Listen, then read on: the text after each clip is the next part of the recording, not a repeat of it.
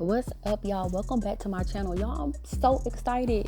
This reaction is so long overdue. Y'all, I was on vacation. I went down to my uncle's house down in Jessup, and we had such a fabulous time at his retirement party.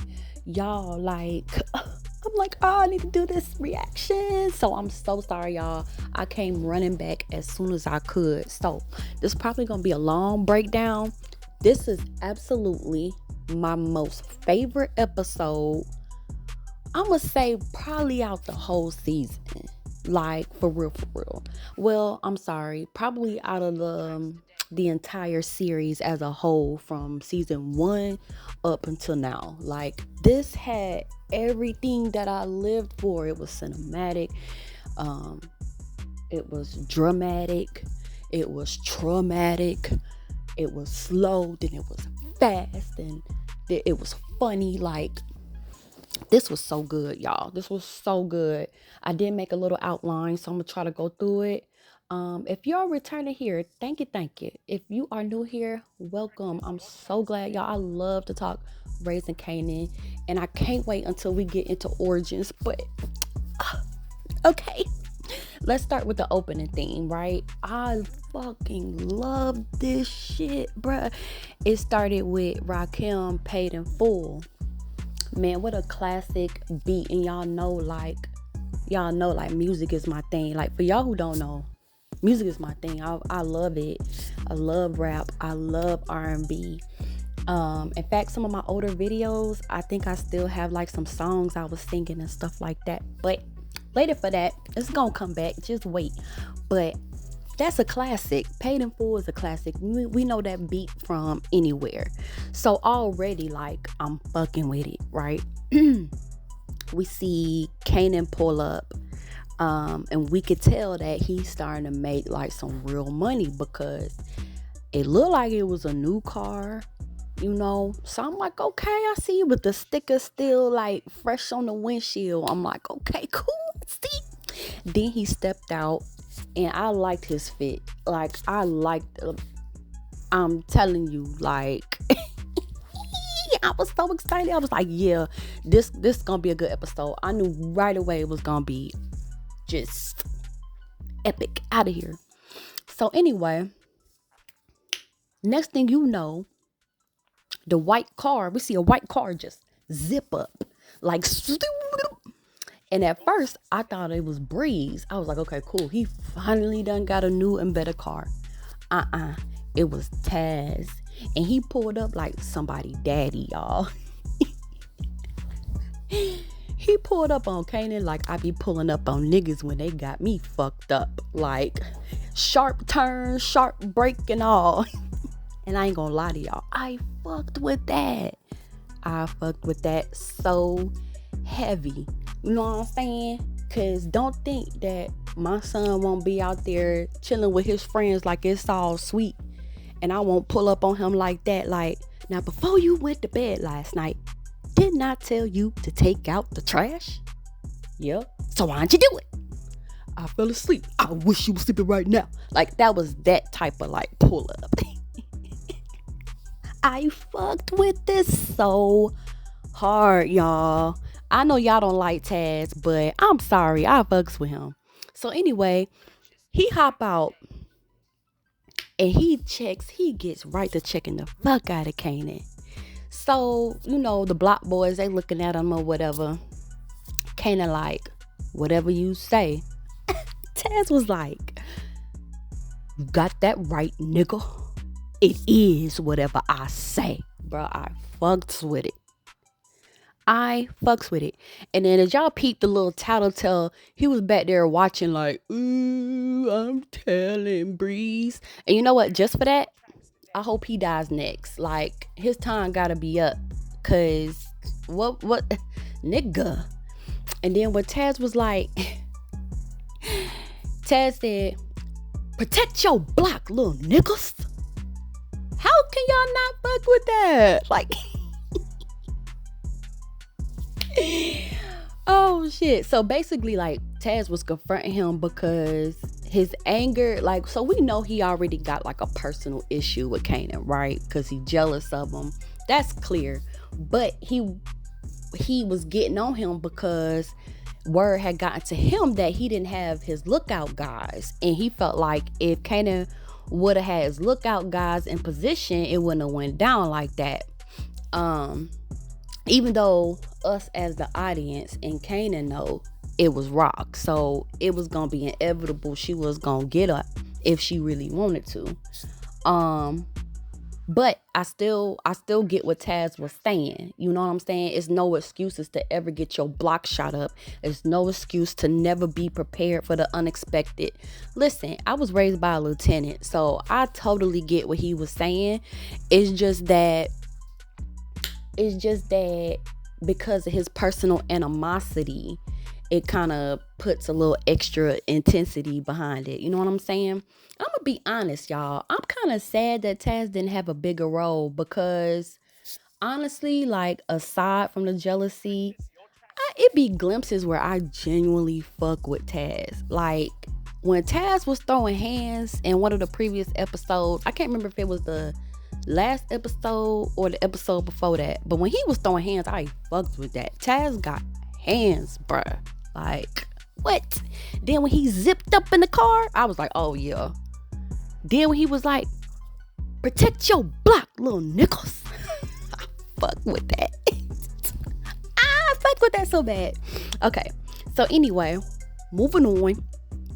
We go to Marvin, and he's in the church asking about, going to heaven.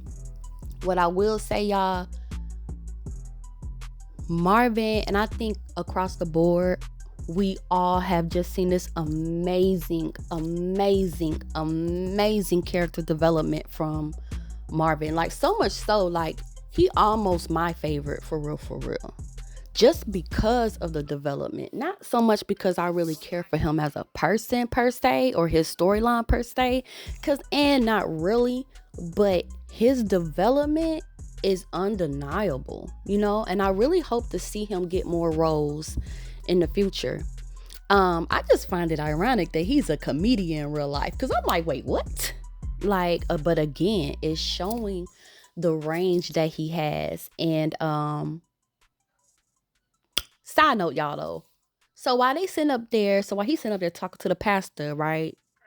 Is it just me, or is that the same church that Diamond got killed in? Because I want to tell y'all really like what Marvin and the pastor was talking about, but it's like I can't remember, because I kept getting distracted, with flashbacks of Diamond getting shot and Jannard going, fuck, like, you know what I'm saying? But aside from the PTSD, it was a very touching and reflective moment.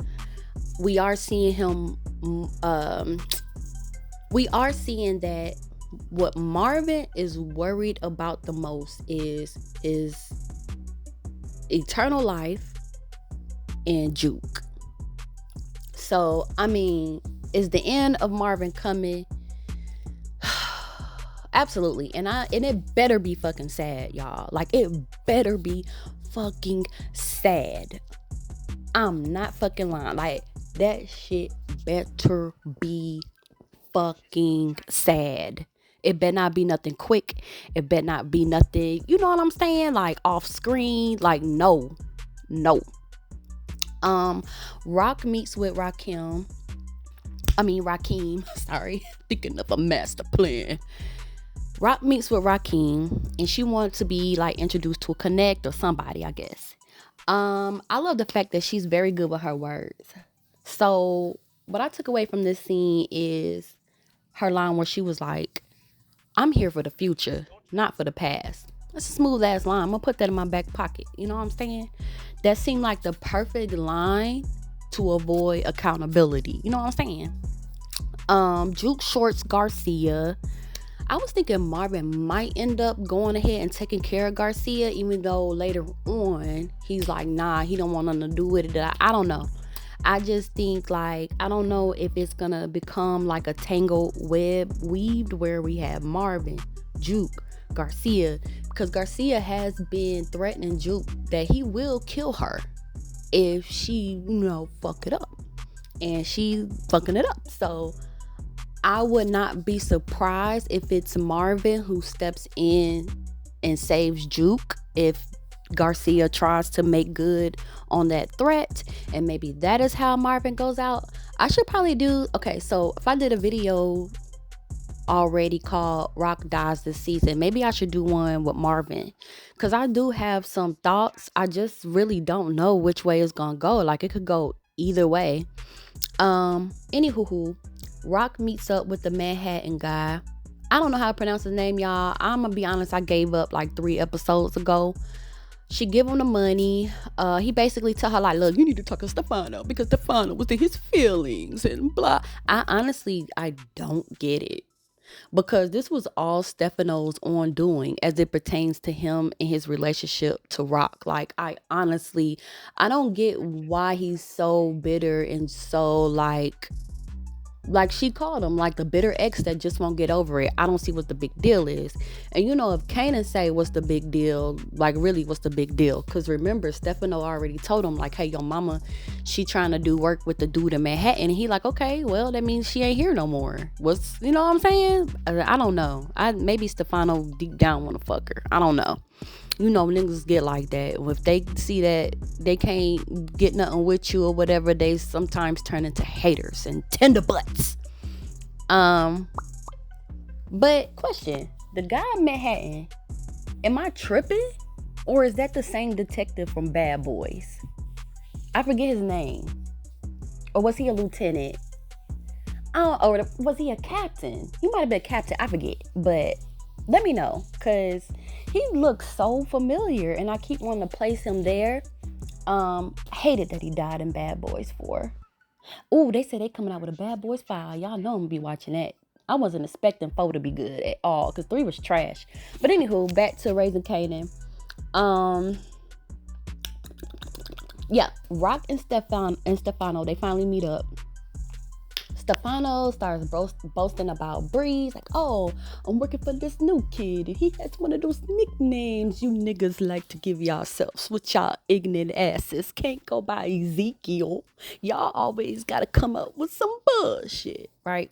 So Rock tells him, like, well, if it's like that, like, if it's all good, why the fuck won't you leave me alone, bruh? Like, if it's like that, you know what I'm saying?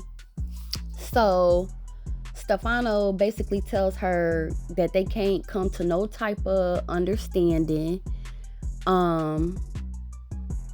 They can't come to no type of understanding unless Rock gives him a piece of her business, to which she's like, hell no, eat a dick. I'm trying to stay in order as much as possible, y'all. I'm gonna bounce around, so please forgive me. So yeah, so let's get back to the tattletale. Tender Butt comes in. I mean, there's so many tender butts. It's just unfathomable. But he comes in to do a drop, right? Breeze is sitting there playing chess, whatever. I don't like Breeze, y'all. Like, I really don't. And I'll be doing a video as to why. But Tattletale comes in and is like, you hear about Kanan and Taz? Like, bro, you's a bitch ass female for that. Like, you yapping ass nigga. Why the fuck is you in there running your damn mouth? Go in there, do the drop, and take your ass back to that block and make the rest of my money. Oh, I'm sorry.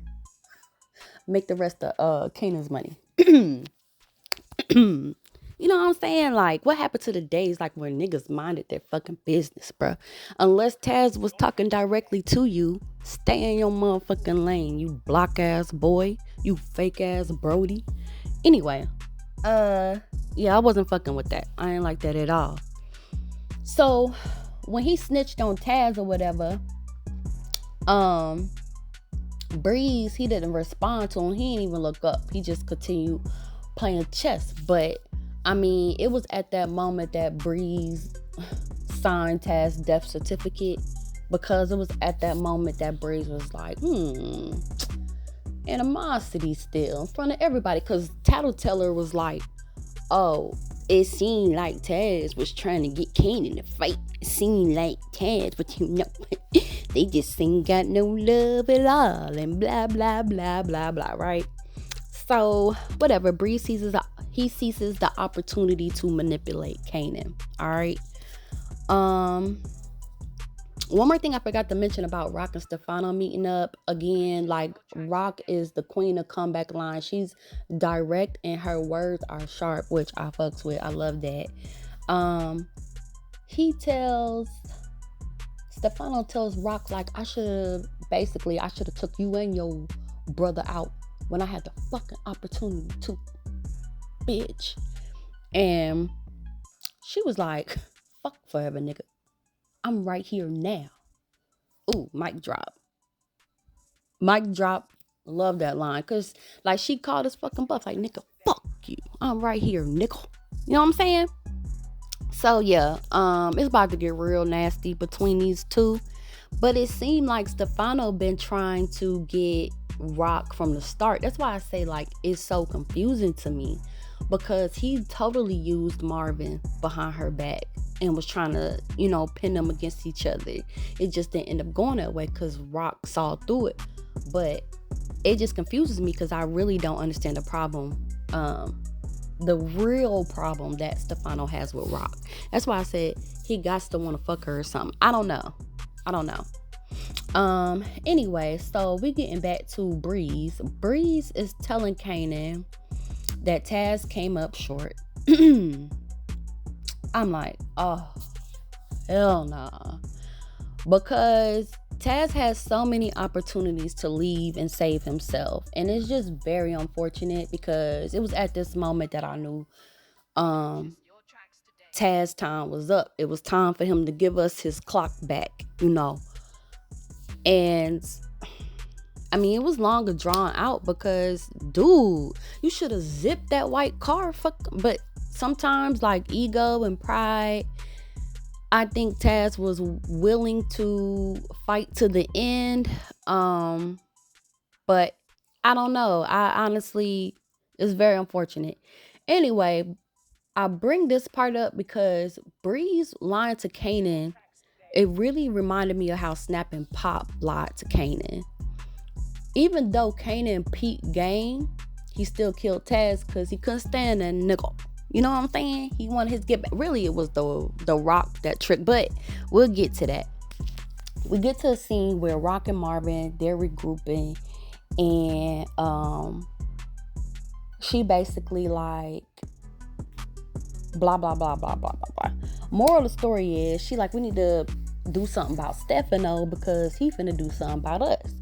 Marvin like, well, I been told you that. Like, what's the move? What's the word? So they keep talking whatever. Marvin's like, he gonna call some guys from Memphis, some hitters he know from Memphis. Rock like, cool, call them. All right, we get to Tiana. Tiana's stupid. Like, she really stupid. She showed her entire hand way too soon. It reminded me of 50 Cent when he killed Jukebox and he was like, front of your fucking mouth. Like, she really was just running her fucking mouth entirely too fucking soon. But it shows them like in the bed, whatever. And she basically telling him that he don't seem like he don't seem like the usual type. And I just thought about Michael Jackson from Thriller when he was walking with the girl with his arm around her. And when he turned to look behind her, his eyes changed color. It was like that for me. Because I'm like, girl, you don't even know this nigga. Shut the fuck up. Like, you have no fucking idea. When you say he ain't the usual type, girl, you have no fucking idea. Like, this nigga's gonna go on and kill your son, dumb bitch. Anyway, also side note, were they saying Smash back then? I felt like Smash was like early 2000s. Smash or pass, like that type shit. Anyway, Tiana's stupid. She starts running her mouth, but I mean, honestly, I like the chemistry between the two. It seemed like Kanan was genuinely surprised that Tiana was connected to Flossie. So, I don't know. Maybe he really liked her for real, for real. Who gives a shit, though? Memphis, the dudes get off the bus. I fucks with it, bruh. Dan Connor stepped off that thing with his crew. I fucks with it, y'all. We go back to Tiana, and I just want to bring up the part where they're out in front of the store and they're going back and forth. And she's like, you don't even know my real name. Going on, yapping and running her fucking mouth again. She ended up having her Breeze moment where it was like, nah, only old heads call me Tiana. Round the way, niggas call me Jarita. So she tells him like, cause he's like, then tell me. And she's like, Jarita. Like, girl, I don't, stupid. Anyway, so this is another good part, y'all. Rock confronts, no, I'm skipping. Rock meets with Breeze. Love this shot, y'all. I really, really did, because it was nighttime. They were like in this park, but you could still see like a plaza behind them. From a cinematic standpoint, I love I like the whole aesthetic, right? So she meets up with him. Here come his goofy ass talking about, hey, it's Kanan, mama. She like, shut the fuck up, nigga. Now what the fuck you got going on with my son? Period. I fucks with it. He like, ooh, Kanan fine, mama got questions. She like, I ain't come here to compare pedicures, nigga. Cause honestly, Breeze be playing too much, bro. I already don't take him seriously. And she had to tell him like, ain't nobody playing with your little goofy ass today, bruh. So, I love how stone-faced she is with him. Like that strong, that strength, that slight smile, like that slight smirk she had. Like, I love that. I will give Breeze this. I loved his analogy about knowing what other guys in the game are thinking. When he talks about, I know that they got on their mind money and bitches and money, bop, bop, bop. And that it makes him uneasy because with her being a female, he doesn't know what she wants. I thought that analogy was spot on. It really shows us that he's just as curious about her as she is with him. She said that's cute, but she was like, you will never know what I'm thinking, nigga. Got him! She snapped him back into reality, and she basically tells him she the boogeyman. And as long as she fucking with Kanan, then she gonna be watching him like Stacey Marks was watching Tommy. Okay? Poor Kirsten. I think that's her name. Obviously, Jarita gave her up. She gets kidnapped by Tattletale, Kanan, and his other boy. We get a scene back in the diner. I say her because Tattletale, I don't like them. We back at the pub, and Juke tells Marvin about Garcia and asks for his help. He was like, hell no, I'm good on that. He ain't getting involved. She tried the proposition, like, okay, well, Garcia, he can give us information that we probably could use, and he like, nah, he good. He got enough problems. Well, she goes on to tell him that she has been paying Garcia on the side and that she's short. So he like, that's something that you just can't do. Like, that's a big ass no. Now you got yourself in that debt. You get yourself out. Because she did ask him, like, well, can you spot me the difference? He said, absolutely not. But he did respect the fact that she was making moves on her own. And he tells her this. And it's bittersweet for him because it's like he doesn't want her in it. But at the same time, I mean, he sees it happening. So it's bittersweet. Anywho, so we get to Kirsten. The federal judge, he's in there dancing, talking about, I'm going to do this, and then I'm going to do you. Psych, fuck what you heard. She kills him by giving him these bad drugs, and it completely traumatizes her. Girl, that was the time to, like, skip town. Because this is not what you signed up for. You do not sign up for killing niggas. You signed up to do your thug thizzle and move to work. You did not sign up to murder people. And yeah. And what was that? Was that anthrax? Like, what was that? I don't get it. That was kind of crazy. So anyway, so once she leaves, Kanan basically approaches her and tells her to tell Rock that it was him. And he goes, say my name, say my name. Say my name, bitch. And she like, Kanan. Now, why Jarita put her in that situation, right? Because she basically just marked her for death. Anyway, so we get to Dan Connor and the Memphis boys. They walking out, super cool, man. They get in the car. He killed both of them. I said, well, god damn. Well, like, that escalated quickly. Great plot twist. I never seen that coming. So good job to the writers with that. I never seen that coming, man, at all. We get to Kirsten, and she's telling Rock what happened. Rock threatens her. Again, trying to protect Kanan. I don't get it. I'm over it. I'm starting not to feel bad for whatever happens to Rock at this point. Just being honest. Going back to Dan Connor from Memphis, he gets popped, and that serves him right. You know what I'm saying? Moving on to my boy Taz, man. I fucks with Taz. I keep trying to tell y'all I fucks with him hard. So, first of all, Kanan goes into the store where Taz is. Can we not just acknowledge Taz's shirt? Like, his shirt goes so hard. I think he had on like a San Francisco. Yeah, that shirt went hard as fuck. I'm just laughing because Kanan tell him, Breeze said you were short. And Taz like, you so fucking stupid, Kanan. Bruh, I fucks with it. I should title this video, I fucks with it. Because I fucks with that. Taz seen right through that. Taz was like, he knows Breeze. And he told him like, Breeze is just trying to have us go at it and see who gonna come out on top. You know?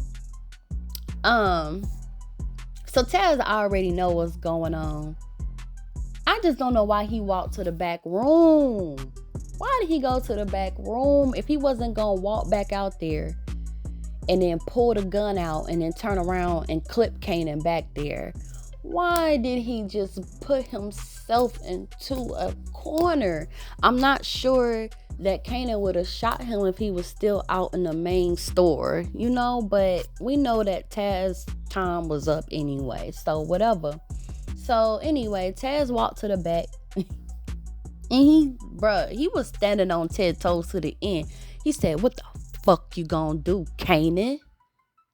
All you good at is sucking Breeze dick, bitch ass nigga. Y'all know I love that, because that remind me of Freddie back in season 4 talking to Fame. I know that's you, Famous bitch ass voice. Oh, I get so excited. Fame was like, ain't gotta be like that. Freddie was like, when you pulled that out, it was only gonna be like that, or whatever he said.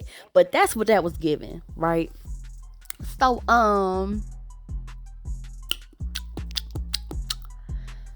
the moment where Taz crossed the line, like where literally the clock ran out, is when he brought up Rock. It's kind of crazy that it almost seemed like Kanan was not just offended because Taz was telling him basically like he ain't got off the titty or can't get off the titty. Sure can't. But also, I feel like Kanan was offended because he was talking about his mama. So it's like, wait a minute. It's so complicated. It's sometimes not even worth me even trying to figure it out or understand it. Because if you don't like the lady, why would that bother you so bad? But then again, especially when you say, hey, do what you gotta do. You don't care if she live or die, like, and she dead to you already, like, whatever. Anyway, so Taz was telling him like he can't get off the titty, and Kanan socked him good. I ain't gonna lie to you. Kanan got the best of him right there. He's pop. He was like, But you know what, Taz? Don't even worry about that, because Marvin gonna sock Kanan so much worse. Marvin about to get that to Kanan twofold. He about to get him a 5-piece and 5 biscuits. Fuck you talking about. So anyway, that's when Taz tries to go for the guns. Too late. Kanan shoot Taz in the knee. Taz fall to the floor. Kanan closed the door. I'm sorry, I said Kanan. Kanan closed the door, and I was like, well, no more zipping up in a white car. Like, there it goes. One thing I do want to say, though, Taz went out like Man Boy from Snowfall. For real. Go back and watch that scene to tell me he didn't. So, his last words is like, fuck you, Kanan. Man, I fucks with Taz. Rest in peace. Rest in peace. By the way, them was some fresh ass shoes he had on, bro. My boy Taz been fresh this entire season, bro. Y'all gonna stop playing with my boy. Anyway, so rest in peace. He gone. We get to Rockline to Flossie. Flossie is not stupid. She definitely gonna find out the truth. She give Kirsten some weeks off, tells her to go home. I wouldn't be surprised if Flossie gets back up with Kirsten and asks her, tell me the truth, what happened. Wouldn't be surprised if from then Kirsten tells her the truth. Kirsten, take your ass to the Greyhound station, girl. Please take your ass to the Greyhound station. Rock wants you dead, girl. She don't trust that you gonna keep it to yourself. She knows that you are loyal to Flossie. Flossie ain't buying nothing Rock saying. I'm telling y'all, she ain't. Rock volunteers to kill Kirsten. And I think that is what sets off the light bulb in Flossie's head. And that's why I think Flossie is going to go to Kirsten and perhaps say, look, I know what you told me is not the truth. Tell me what happened. And I think she's going to find out. Point, period, in the blank. No semicolon, no comma, no open, close parentheses, period. Breeze and Kanan, they get to cutting up Taz's body. I was just standing there like, not standing there. Y'all done put myself in the scene. Talking about I was just standing there. But I was just sitting here thinking like, dang, is that how like it really be?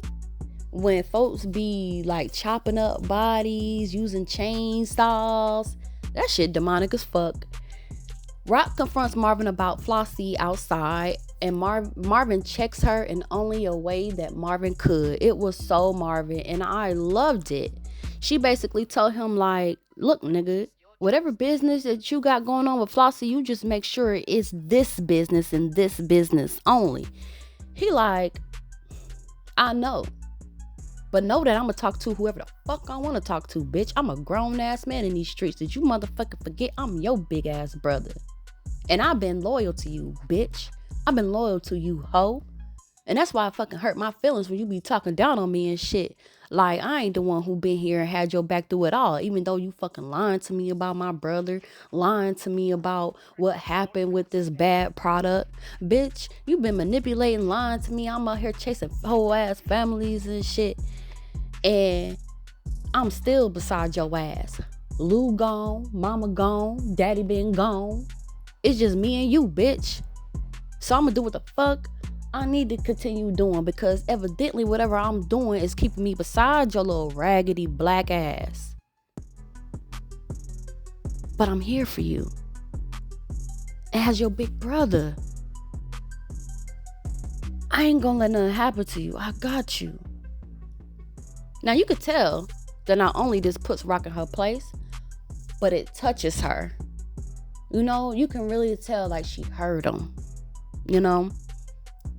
And it hit different when you heard, y'all. When somebody ain't just listening to argue with you, or they're not listening to understand, being heard, like, it hit different. So she heard him, y'all. Now, you could tell she's feeling like internally conflicted. All of this is building up to something, bro. All I gotta say is when they take Marvin out of here, again, it gots to be sad. It gots to be gut-wrenching. He cannot die immediately. Like, he has to be, like, stringing on. You know what I'm saying? Like, because all of this is creating buildup. And I don't know what's about to happen, but I don't know, y'all. So it goes back to Kanan and Breeze, and Breeze tells Kanan like, I have met up with your mama, and it was her that shot up the block, but you already knew that. And he tells Kanan like, I ain't mad about it. I just want you to know that you don't have to keep secrets from me. You could tell me what's going on. And Kanan tell him like, well, nigga, that shit go both ways, bitch ass nigga. And he tell him like, I know Taz wasn't short. You was just manipulating me. But you lucky I ain't like the nigga in the first place. Otherwise, I probably would have had a problem with that. Breeze tell him like it was a test, but it wasn't no test. That was some fuck shit, honestly, because you've been turning up on Taz. You've been throwing him to the side. You admitted to him you was moving him out the way, and you had Kanan do something that honestly you should have did yourself. But that's just my opinion. One thing I will say about this scene, they got back to cutting Taz up. I wanted to see how far they had gotten with the body. I'm just saying. Come on. I mean, come on. You showed us his body at the beginning. Show us another prosthetic. Get the prosthetic arm that y'all use for fame under the mattress and show us that. Like, I just want to see how far they had got. So we get to Breeze and Kanan watching Taz burn. And Kanan is like, any one of us could end up in there. He say something like that. And Breeze is like, you ain't gonna end up in there, Kanan. Shut the fuck up. And Kanan's like, well, Taz was your man till he wasn't, you know? And Breeze tell him like, you not Taz. And he not you. Bubba. Lame. Anyway, so then he goes on to ask him like, you ever met your father, Def Con? I was like, oh, Def Con, okay.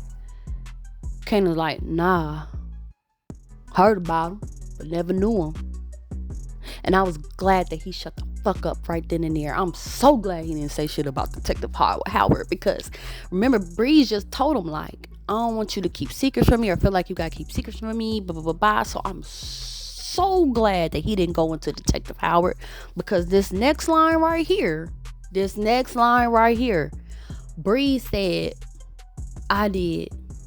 Def Con was my father too, Kanan. You and me, blood, nigga. And I'm glad that this was finally revealed, because I'm going to tell you why I love this episode for Breeze and Kanan. I love this for this too, because it showed brotherhood. And I instantly understood, okay, this is why Breeze is so locked in with Kanan. This is why he feels this loyalty towards Kanan. This is why he pushed Taz to the side for Kanan, you know, because Breeze believes that him and Kanan are half brothers. And Kanan did not say shit, and I don't blame him. I wouldn't have said shit either, nigga. Ride that shit out. Now, with that being said, I do think that was lame. Lame. Absolutely lame. Like, seriously. But when you think about it, if Breeze know that, that got to mean Snap and Pops know that. So if Snap and Pops know that, very interesting is all I can say. I'm interested in seeing what that conversation now going forward is going to be like between Snap and Pops once they know that Kanan knows about who Breeze is. And I keep hearing something about crackle, cackle, cattle, whatever. So I'm interested to see if that story further comes up or goes along, whatever. Y'all get what I'm trying to say. Now we go to, oh my gosh, we finally at the end. I'm sorry, y'all. I know this is long, but I love this episode. We see Marvin coming to the bar or to the pub, whatever you want to call it. Juke tell him like, hey, you see Zach Morris sitting over there? He said that he got a package especially for you, and we patted him down. He don't have nothing on him. Go see what he about. Marvin go up to him like, you got something for me? He give it to him. He like, who this from? Dude, like, I'm just a messenger. I know that's right. I don't know shit. Probably was Stefano's nephew or grandson. But anyway, I'm with him. I'm just a messenger, nigga. Peace. And he probably took his ass on the Greyhound. But anyway, so Rock comes out. Marvin opens the box. The hat. The hat is inside from Dan fucking Memphis Connor. Ugh, the bloody hat. This was so symbolic. I fucked with it. That was hard. And when I saw that hat, I was like, trouble, trouble, in Bernie Mac voice. And Rock asked her, she was like, what's that? And Marvin even told him, trouble, trouble. So, yeah, it's on and popping. Looks like next episode, Rock back on her John Wick. If y'all haven't seen my video of Rock Dies this season, go check it out. And matter of fact, go check out all my little reactions. You know what I'm saying? Because I'm proud of all of them. And I'm proud of y'all, especially if you made it to the end. I love the song at the end as well. I was like, is that Frank Sinatra?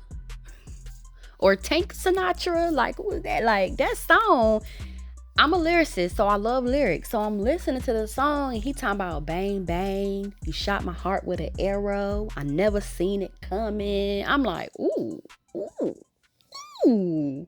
What a fitting ending. Like, I absolutely loved it. I love this episode. What did y'all disagree with me with? Do y'all hate Taz too? Am I the only one on earth that fucks with Taz, bruh? Am I the only one who does not like Breeze? Let me know. I'll see y'all in the next video. Bye.